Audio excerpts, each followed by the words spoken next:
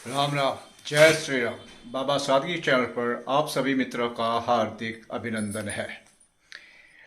मित्रों, आज आपको दिखाता है बाबा सादगी अपने जीवन के रंग। बाबा सादगी के हीरो स्वर्गीय पिता, और ये है हमारा पूरा फैमिली फोटो और ईजा।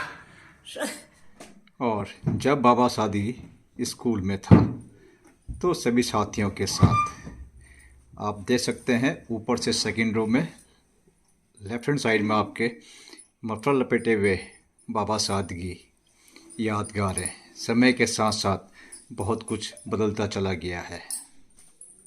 भारतीय मिट्टी की एक विशेषता है, हम भारतीय बच्चे समय के साथ साथ हैंडसम होते चले जाते हैं। उम्र मालूम नहीं है कि 20 साल, 21 साल या 23 साल। कभी हम भी स्टाइलिश हुआ करते थे। फिर एक दिन वह समय भी आया जब बाबा सादगी विवाह के बंधन में बंध गया। क्या आप पहचान सकते हैं कि इसमें से बाबा सादगी कौन है? ये है बाबा सादगी। 11 साल का था या 12 साल का था। उस समय पूछा गया, रामलीला में पाठ खेलेगा? तो बाबा सादगी ने ना तो बोलना सीखा ही नहीं है, हाँ खेलूंगा। रिहर्सल की लक्ष्मण के रोल के लिए, और जब रामलीला स्टार्ट हो गई तो अचानक पहले दिन पूछ लिया गया, यानी कि बाबा सादगी का रोल नहीं था उस दिन, लेकिन वहाँ पहुँचा तो अचानक पूछ लिया, उर्वशी का रोल करेगा, मेनका का रोल करेगा? बाबा सादगी ने पूछा, करना क्या है? तो नाचना आता है? हाँ आता है। बस ठीक है, तैयार हो जा। उर्वशी का रोल दे के बना दिया माता पार्वती, और स्टेज पे जो है शिव जी के साथ खड़ा कर दिया। स्टेज पे खड़ा होकर यकीन करो मित्रों, पांव थरथराने लगे, पिंडलियां कांपने लगी बाबा सादगी की, जबकि कुछ एक छोटा सा डायलॉग था वही बोला था। उसके बाद रोल आ गया उर्वशी का। अब बाबा सादगी मस्ती में नाचना शुरू किया, और लेडीज कॉस्ट्यूम था। फिर अचानक 2-4 मिनट के बाद में जो है साइड से आवाज़ आई कि पप्पू तेरी साड़ी खुल गई है। देखा तो अंदर का जो पेटीकोट था वो चमक रहा था, साड़ी जो है नीचे लटक गई। उठाया और वहाँ से भागा। फिर क्या था, लक्ष्मण का रोल। तो ये जो है लक्ष्मण का रोल का ही है। ये रंग दिखा रहा है बाबा सादगी आपको अपने जीवन के। प्रकृति किस प्रकार से बाबा सादगी पे मेहरबान रही, लेकिन सफल क्यों नहीं हुआ, सफलता क्यों नहीं मिली, वो आज तक ढूंढ नहीं पाया, मालूम नहीं कर पाया। उसके 1 साल बाद खेला भगवान श्री राम का रोल। ये सीता स्वयंवर का है, और ये है बाबा सादगी का साइड फेस। और यहाँ पे सीता जी को समझाते हुए, रहो घर जानकी मानो हमारी, वनवास से पहले 1982 में रानीखेत के कुमाऊं रेजिमेंट सेंटर में मात्र 19 वर्ष की आयु में, अभी आप देख रहे हैं तो आप समझ गए होंगे किसका पार्ट खेला था। बाबा सादगी सोचता है कि 19 वर्ष की आयु में रावण का पार्ट खेलने वाला वह एकमात्र नवयुवक है। उससे पहले रावण का पार्ट किसी ने नहीं खेला होगा। बहुत नाम था उस समय रानीखेत में। जो रानीखेत के जनता थी वो बाबा सादगी को रावण के नाम से पहचानती थी और रावण के नाम से ही पुकारती थी। रंग है बाबा सादगी के जीवन के। ये हवलदार साहब थे, इन्होंने एक सुनहरी याद के लिए बाबा सादगी के साथ में एक फ़ोटो खिंचवाया। आर्मी की नौकरी छोड़ने के 9 वर्ष के पश्चात प्रभु ने फिर से भाग्य को जगाया, और हम दिल्ली ग्रुप 4 में थे। ये सब भाग्यशाली 8 थे हम, जो पहला बैच था दिल्ली से कतर जाने के लिए, ग्रुप 4 को वहाँ पे खड़ा करने के लिए। श्यामल, ठाकुर, नेगी, भूपेंद्र सिंह, मंगल सिंह, रमाकांत, नाम भूल गया, कृष्णा। तो ये 8 थे। इनमें से 1, 2, 3, 4, ये 4 वहाँ आज भी मौजूद हो सकते हैं, क्योंकि उनसे अभी कोई जो है बातचीत नहीं होती है। तो कभी गलती से यूट्यूब में देखेंगे तो वो पहचान लेंगे। रिसेप्शन पर ड्यूटी हुआ करती थी और बहुत फुर्ती थी उस समय। बहुत सारे काम वहाँ पर देखने होते थे। हम थे वहाँ पे, हम काम कॉन्ट्रैक्ट पे, Al Fardan group of companies, Doha, Qatar. एक साधारण गार्ड से अपने सफ़र को शुरू किया और मेहनत करते करते बन गया कतर गैस के लिए। कंपनी ने पद दिया था सिक्योरिटी ट्रेनिंग ऑफिसर का। इस यूनिफॉर्म के बिना ओवरऑल उसके साथ में और कई आइडेंटिटी चाहिए होती थी लाइव ब्रांड में जाने के लिए। समय के साथ साथ देखते रहिए, बहुत कुछ बदलता चला गया है। बहुत अच्छे अच्छे मौके भी आए जीवन में। उड़ीसा के हैं तूफ़ान, नेपाल से दीपक, इनका नाम भूल गया, और ये दार्जिलिंग से सरन तमांग, बहुत अच्छे मित्र आज भी ये यादों में हैं। टर्की के सज्जन, इनका जो है Guinness book of world record में नाम, बड़ी मूँछों के लिए। तो इनसे मिलने का सौभाग्य मिला।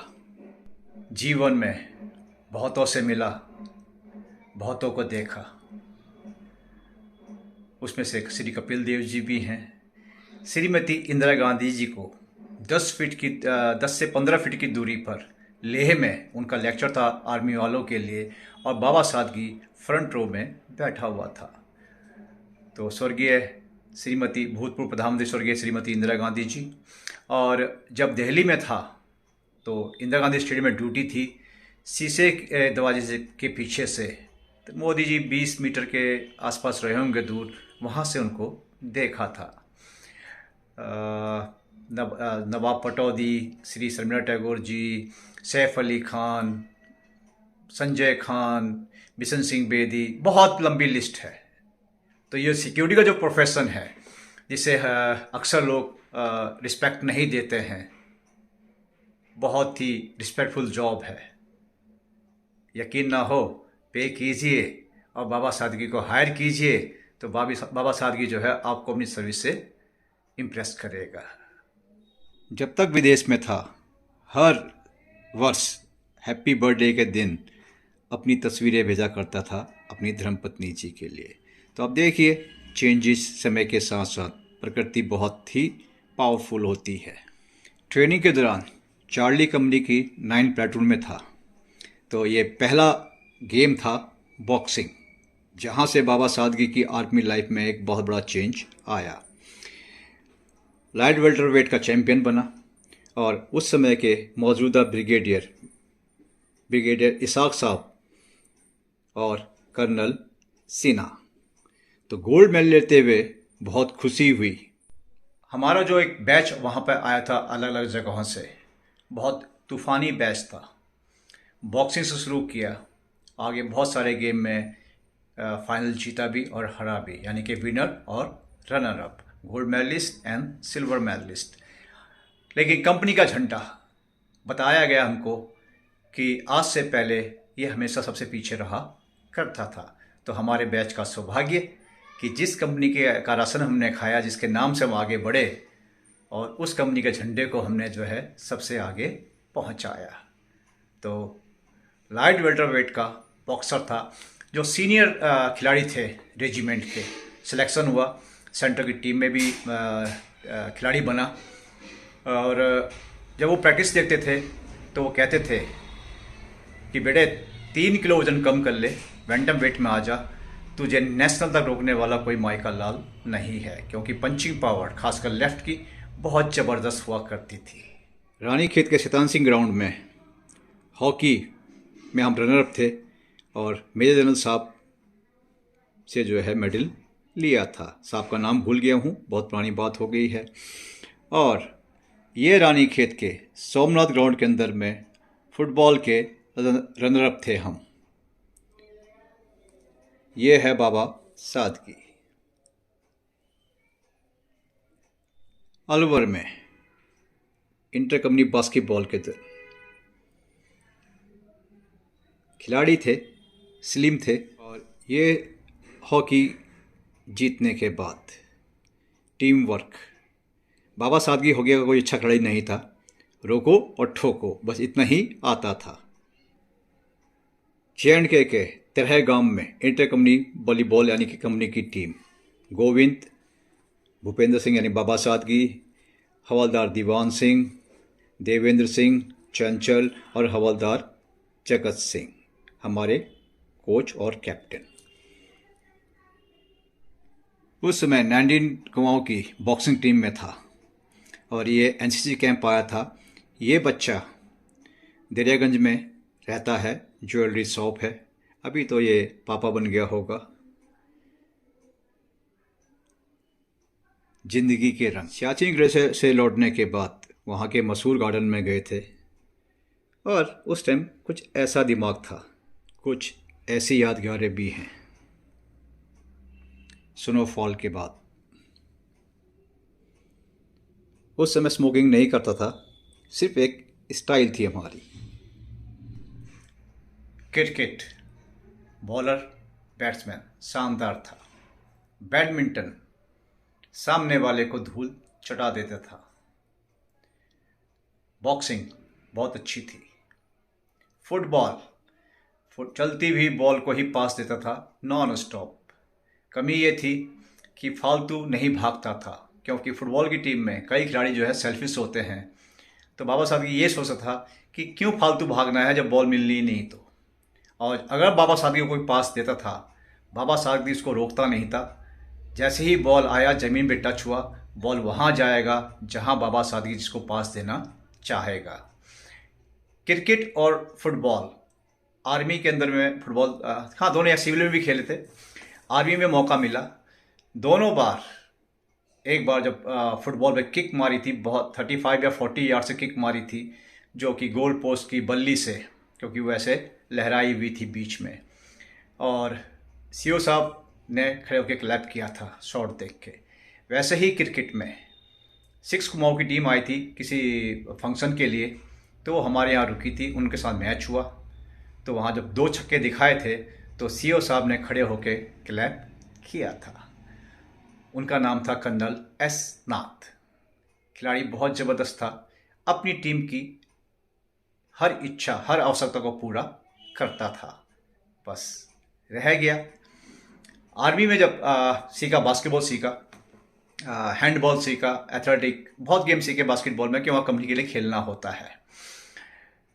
बास्केटबॉल में कमांड में सिलेक्शन हुआ, हैंडबॉल में कोर में सिलेक्शन हुआ, और एथलेटिक्स में डिप में सिलेक्शन हुआ। लेकिन वही है वही जो राम रची राखा, यूनिट वालों ने भेजा ही नहीं।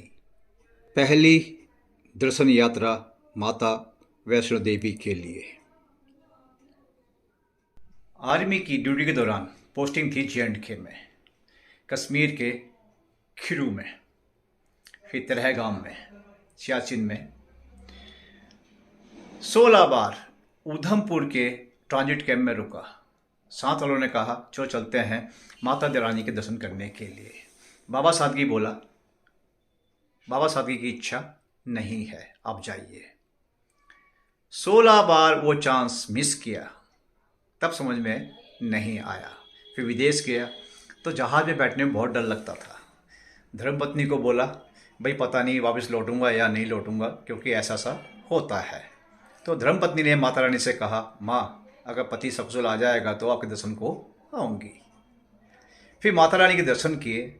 दर्शन करने के बाद फिर जब शांति से बैठा, फिर सोचा, तब समझ में आया कि माता रानी का आदेश नहीं था, आज्ञा नहीं थी कि बाबा सादगी वहाँ पर अकेले दर्शन के लिए पहुँचे। तो माता रानी का आदेश था, जब भी आएगा सब परिवार आएगा। तो उसके बाद 2 बार दर्शन किए। पहली बार बाई ट्रेन गए थे, तो वो पत्नी की पहली सबसे लंबी नहीं बल्कि पहली ट्रेन यात्रा थी, जबकि वो दिल्ली में जन्म हुआ। दूसरी बार गए थे तो वो धर्मपत्नी की पहली सबसे लंबी बस यात्रा थी दिल्ली से कटरा के लिए। इसलिए प्रभु जो है बहुत मेहरबान है बाबा सादगी पे, लेकिन फिर भी एक प्रश्न है वो अंत में करूँगा। तो बाबा सादगी कुछ और तरीके से जीवन को बारे में सोचता है। बाबा सादगी गए थे मिर्ख परिवार के साथ, तो हमने कहा चलिए फूल को उठा लेते हैं। फूल को उठा लिया और आज तो फूल हमें बाबा सादगी को ही उठा लेगा। कालिम्पोंग, मिर्ख, दार्जिलिंग, उस समय तो बारिश थी, रुमझुम बारिश हो रही थी। हमने कहा आप बचिए, हमें तो मौसम का आनंद लेने दीजिए। बाबा सादगी सिर्फ पढ़ाई में पीछे रह गया, वरना सारे रंगों का मालिक है बाबा सादगी। तो ये बड़ा खाना था, फंक्शन हुआ, करोगे जी? करेंगे, करके दिखा दिया। तो मित्रों, ये तो हैं बाबा सादगी के वो जलवे जिनके लिए बाबा सादगी के पास प्रमाण है। बहुत फ़ोटो हैं, बहुत एल्बम हैं, कुछ मिस हो गई हैं, कुछ ले गए, क्योंकि पहले एक हुआ करता था कि वो फ़ोटो जो है उनके घर में होनी चाहिए, तो वो यहाँ से ले गए। बहुत सारी तस्वीरें हैं, कुछ दिखाई हैं आपको। और भी रंग है। बाबा सादगी जो है कभी कभी लिखता है, और जब से राधे राधे करना शुरू किया है तो थोड़ा सा ट्रैक चेंज हो गया है और हर चीज़ याद रहती नहीं है। तो आपको सुनाते हैं एक खास जो बाबा सादगी को सबसे पहले प्रभु ने दिया। ना मैं राम को पूजूं और न पूजूं शंकर को, ना मैं राम को पूजूं और न पूजूं शंकर को, राम शंकर को पूजे शंकर पूजे राम को। सबकी कृपा मुझ पे बरसे, सबकी कृपा मुझ पे बरसे, कि मैं पूजूं श्री राम भक्त हनुमान को। बोलो सियावर रामचंद्र की जय, जय जय बजरंग बली की जय। मोह माया के जाल में मोहे दियो फसाए, मोह माया के जाल में मोहे दियो फसाए, ऐसो करनो है वैसो करनो है, कई झंझट दिए लगाए। बीवी बच्चा बहन भाई सारे रिश्ते दिए चिपकाए, बीवी बच्चा बहन भाई सारे रिश्ते दिए चिपकाए, अब तो से प्रीत लगाऊं कैसे, अब तो से प्रीत लगाऊं कैसे, ये जान तू मंद मंद मुस्काए, बोलो राधे राधे। तो ऐसा बहुत कुछ कभी कभी। तो इसे बाबा सादगी कहता है तुकबंदी। शायर भी थे, शायर से अब हम जो गए भक्त हो गए हैं। मल्टी कलर, प्रकृति ने खुलकर बहुत कुछ दिया, और अगर नहीं दिया तो वो क्या है? नाम नहीं दिया, यश नहीं दिया, सफलता नहीं मिली, बस हर रंग में रंगते चले गए और मंजिल से दूर होते चले गए। इसलिए बाबा सादगी कहता है, होइए वही जो राम रचि राखा, ईश्वरम यत करोति शोभनम करोति। मित्रों, हम कहते हैं कि मैंने ये किया, मैंने वो किया, मैंने ऐसा किया, मेरी मेहनत है। कुछ नहीं है। कई मित्र हैं जो बाबा सादगी के आधे रंगों को भी छू नहीं सकते हैं, लेकिन उनके झंडे बहुत दूर दूर तक गड़े हुए हैं। तो बाबा सादगी जो भाग्य में था, बाबा सादगी को वो मिला, और बाबा सादगी बहुत प्रसन्न है। बाबा सादगी की बहुत अच्छी पर्सनैलिटी थी, और चाहता तो उसको अभी भी मेंटेन करके चल सकता था, लेकिन भाग्य, समय ने, प्रकृति ने, हाँ प्रकृति बहुत ही खतरनाक है प्रकृति। तो जब हम छोटे शिशु के रूप में पैदा होते हैं तो हमारा साइज भी छोटा होता है, मुंह में दांत नहीं होते हैं, हर चीज़ कम कम होती है। समय के साथ साथ जो है प्रकृति हमें बहुत कुछ देती चली जाती है, और हम सोचते हैं कि हमने किया, मेरी ताकत, मैंने एक्सरसाइज करी, मैंने ये किया, मैंने वो किया, और अंत में क्या होता है? दांत भी ले लेती है, नज़रों की रोशनी भी ले लेती है, चेहरे की चमक भी ले लेती है, शरीर का बल भी ले लेती है। जैसा पैदा करती है फिर वैसा ही बना के छोड़ देती है। तो बाबा सादगी जो है प्रकृति से जो है बहुत ही प्रभावित है और प्रकृति बाबा सादगी पे बहुत मेहरबान है और जो उसका नियम है, जो उसका एक कानून है, उस पे वो चलती है। तो बाबा सादगी को भी उस दंड को झेलना ही होगा। तो प्रभु का नाम लीजिए, जो होता है वो अच्छे के लिए होता है। आप करोड़पति नहीं, कोई बात नहीं, आप सुखी हैं, सबसे अच्छी बात यह है। आप मुस्कुरा सकते हैं, इससे अच्छा सौभाग्य और क्या है। हाथ पांव सलामत हैं। हाँ, कई बार मैं जब वहाँ वो था, ट्रेनर था, कई मित्र बोलते थे कि हम घर से बहुत गरीब हैं। बहुत महीने सुन लिया, कान पक गए, दिमाग गर्मा गया। फिर कहा प्रभु कोई तोड़ दीजिए। फिर एक दिन से प्रश्न किया, आप गरीब हो? हाँ जी हम गरीब हैं। तो बाबा सादगी ने पूछा, क्या आपके सर पे छत नहीं है? है। तन पे कपड़ा नहीं है? है। पेट में अनाज नहीं जाता है? जाता है। तो किस बात के गरीब हो? बाबा सादगी दुनिया का सबसे अमीर, सबसे रईस आदमी है, क्योंकि प्रभु ने उसे दिव्यांग नहीं बनाया है और स्वस्थ रखा है। इससे ज़्यादा हमें और क्या चाहिए कि हम करके खा सकें। राधे राधे, धन्यवाद। जय श्री राम, जय देवभूमि उत्तराखंड, भारत माता की जय। जय हिंद।